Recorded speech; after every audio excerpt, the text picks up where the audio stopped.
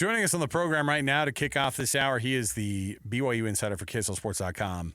He's also a lover of awkward situations, too, and we're going to bring up some non-BYU things with our own Mitch Harper here real quick at the top. This portion of the show brought to you by the good folks at the Doug Smith family of dealerships in American Fork, Spanish Fork, and now in Linden, where you can find their Kia dealership. Mitch Harper joining us on the program. What's going on, Mitch? Hey, what's up, guys? Have to be on.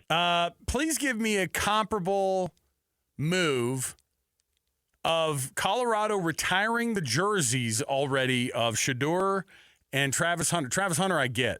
Shedeur Sanders is getting his jersey retired at the spring game coming up this weekend at Colorado. What would be the equivalent at BYU if they were to retire a jersey before the next season of somebody who had even – I mean, it hasn't even been a calendar year since they started off last season. And Shedeur Sanders getting into the Hall of Fame or getting they into haven't even been drafted in the NFL yet. The jersey retirement at this juncture is an insanity, right? Yes, I was kind of surprised by that, especially when they really didn't win anything other than Travis Hunter. He deserves it with the Heisman, and what he did was incredible, but they got hammered. We watched them in that Alamo Bowl, and BYU crushed that team. And so it was very surprising to see that. As far as a BYU equivalent, that's a good question. I would probably say, what, you then anoint James Lark for his 2012? No. But it would be like Zach Wilson after that that 1 year, right? You're like getting way carried away about a season that was just kind of weird. Zach Wilson would probably be the good comp there because really Zach didn't win anything other than right. He won the Potato Bowl and the Boca Raton. Yeah, man. But that's probably the comparison. Honestly, Zach Wilson. I like that. That's probably the accurate comp. A high draft pick going in the, going to go high probably higher than he should be going in the NFL draft. And you would understand retire a jersey. BYU fans being like, well, we didn't retire John Beck's number. We didn't retire Max Saul's number. We didn't even retire Taysom's number. There's a little bit of a case of Shedeur stepped in when they were at rock bottom as a program. Zach Wilson stepped in when BYU was 4-9, and they were down and out, and maybe his successes got a little bit amplified more just because they kind of forgot winning culture. I think that's the comparison. Zach and Shedeur, if BYU did that. Family way too involved. Right? I mean, the comps keep going. All right, Mitch. Let's talk some BYU football and hoops. I guess football's nothing's really going on right now. But from the basketball standpoint, how insane of a deal is it to see the numbers that have been associated with what this roster could bring? Give me a dollar amount so far that is alleged to be attached to the roster for next season for BYU's basketball program.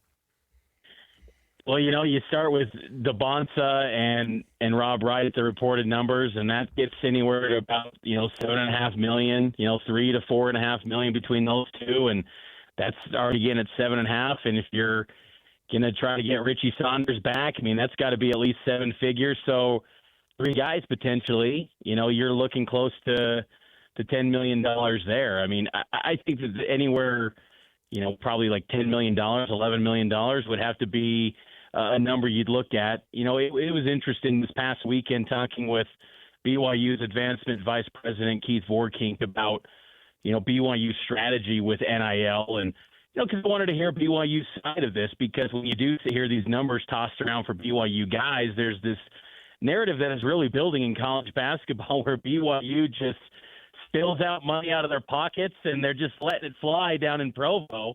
And it was interesting to hear his perspective on the BYU side of how they're going about it. Very similar to what Clark Gilbert, the church education commissioner, said on X, that they're not going to be the highest bidder. He doubled down on that they will not be the highest bidder at BYU. And that's an interesting thought, too, because when you do get to a revenue sharing era, when that does get that settlement gets signed off in the court system and really reshapes college athletics, you're now going to get to a point where the NCAA is going to supposedly have a clearinghouse where any outside booster donations have to be cleared by the NCAA. That doesn't factor in revenue sharing, which would come directly from the school. Mm-hmm. So did we see, and anything above $600 will have to go through this supposed NCAA clearinghouse? Could that, is that why we're seeing the windfall of massive numbers around college basketball? And I'm sure in the coming weeks in college football nationally, these massive numbers, because this could be the last of maybe the boosters and collectives really running the big dollar amounts for these players. Looking at what this means for BYU basketball with the addition of Rob Wright, I was looking around, and there's some way too earlys that moved BYU from in the teens to all the way up to number 5 overall. Oof. Going into the season. Why does Rob Wright, why is his addition have that kind of impact in the minds of many that cover college basketball? He's a guard that's given BYU headaches for so many years. I mean, even last year, against the Houstons, the Alabamas. I mean, he's got a skill set where he can create.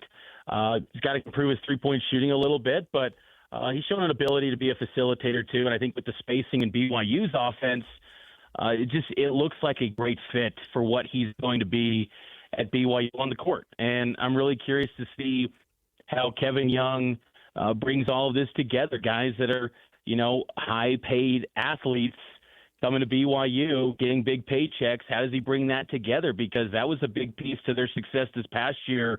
Getting the Sweet 16 was, that chemistry in the locker room. Even when guys were down and out about their roles, they seemed to, on the surface at least, kind of still be bought in until the tail end when you kind of saw Cam Catchings, basically moving on and stuff. But for the most part, it was, there was a group that was bought in, regardless of what the roles were. And I think that helped the cause. So it'll be a challenge for Kevin Young, I would imagine, to bring all this together. But the good thing is that he has been, around big personalities, big talents, and Kevin Durant and such, Devin Booker and whatnot. But, it's a great fit. I mean, this BYU team is built to go contend for the Big 12 title next year. Houston's going to be a force. Texas Tech is going to be excellent still, even regardless of what happens with Darian Williams. Getting JT Toppin back for a reported $4 million was huge. Wow.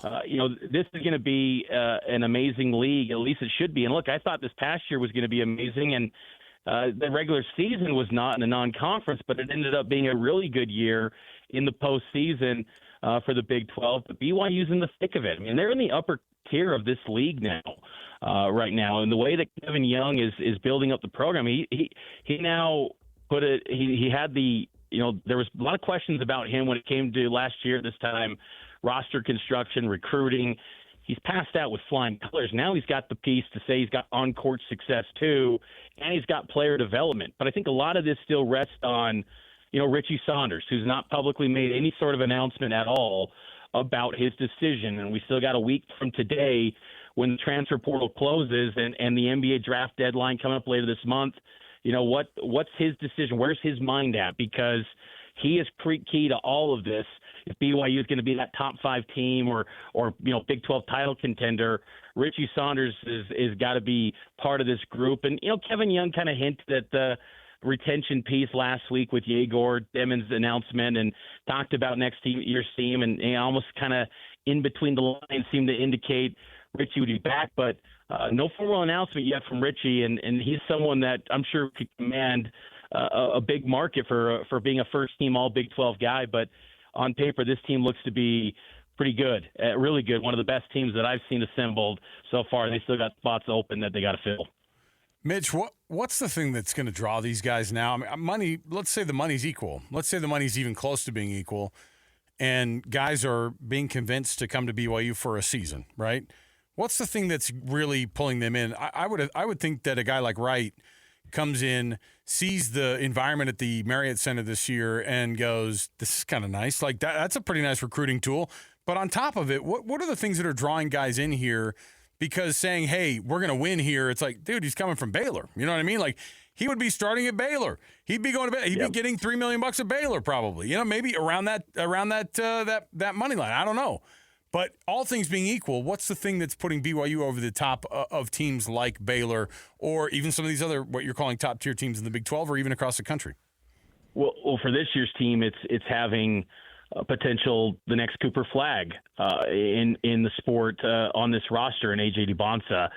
That's huge. And for Rob Wright, he's had previous. He's crossed paths with A.J. DeBonsa, played against him, played on some teams as well. They've got some relationship there, and that helps the cause.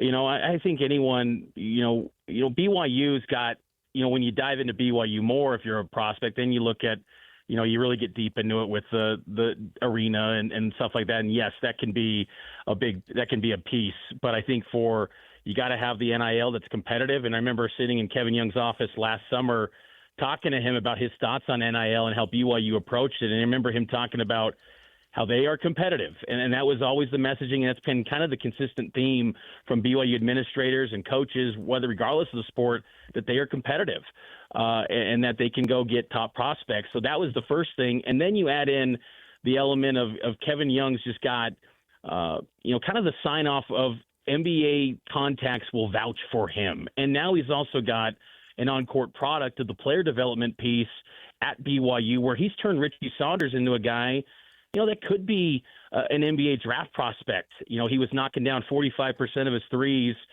this past season in the Big 12.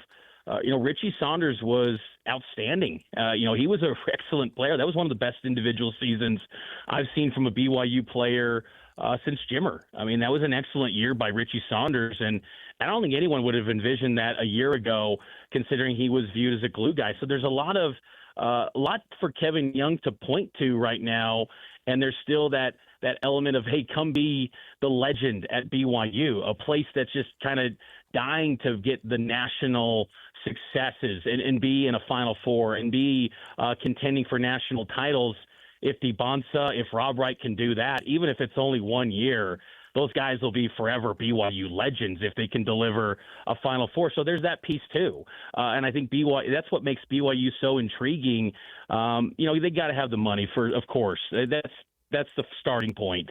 But more than that, they have these interesting pieces that when you're a prospect and then you got the connections with DeBonsa, if you're a guy like Rob Wright, it makes a lot of sense. And BYU gets a guy in Rob Wright who just seems, again, like a perfect fit. And BYU's got a system that they're building that Kevin Young's going to have a high-powered offense, and I think that's got to be inviting too. Got a football topic to discuss with you. Earlier in our show, we discussed CBS Sports publishing an article called College Football's Top 150 Players of 2025, the definitive spring rankings. Only one BYU player in the top 150. Utah had 4. BYU just one, and it was Jake Retzloff at 100. Who did they miss that should have been there at BYU? And is Jake Retzloff the best player for the Cougars? They missed 2 guys, Isaiah Glasker and Jack Kelly. Those guys should be absolutely in the top 100. I think they're 2 of the best linebackers in the Big 12. I mean, Isaiah Glasker, number 1 in tackles for loss last season with 12.5. Glasker, talking to him coming out of spring, I asked him, if he considered the portal. And he said that no, he didn't consider the portal at all. He was so committed to Kalani Sitake and really wanted to see it through with Sitake. And he said, though, he acknowledged that he was really considering possibly the NFL. And the same goes for Jack Kelly. Jack Kelly was at one point 50-50 on his decision before coming back to BYU. And but those 2 players, I think, form a really special linebacker unit. BYU's had great linebacker units really over the last 4 decades. It's been a position of strength, really, when Lavelle kind of took it over. But I think this has got the potential with Glasker, with Jack Kelly, with Harrison Taggart in the middle. There's budding stars with Sialia Serra, Ace Kafusi, Miles Hall, a guy that played a lot last season, the back half of the season. He's going to take a big step forward. This is a really good linebacker unit. I'm very surprised that list left off Kelly and Glasker because those are some big-time playmakers in the Big 12 and 2 of the best, I think, in this league.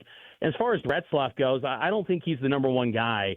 I would say that L.J. Martin, to me, is the number 1 offensive player for BYU. And I don't know if he's a top 100 guy right now. I mean, I think there's that case maybe if you reevaluated this list at, week 5 or 6, I'd put him in there potentially. If he looks like the back he was every week in the Alamo Bowl, he will definitely be one of the top running backs in college football this year. But I think that evaluation of Martin is more potential based because he's been so banged up in and out. He's got to stay healthy, but back-to-back years of being the number one rusher for BYU. He seems due for a big breakout year this season, even bigger than what he did last year, which was about 848 yards. So Retzloff, though, he's got to be special, though. I mean, he's kind of the key to it all. If he takes a big step forward and gets to some of that efficiency that we saw, as we mentioned, Zach Wilson, if he gets to that level, BYU's got the pieces around him to be in a place to,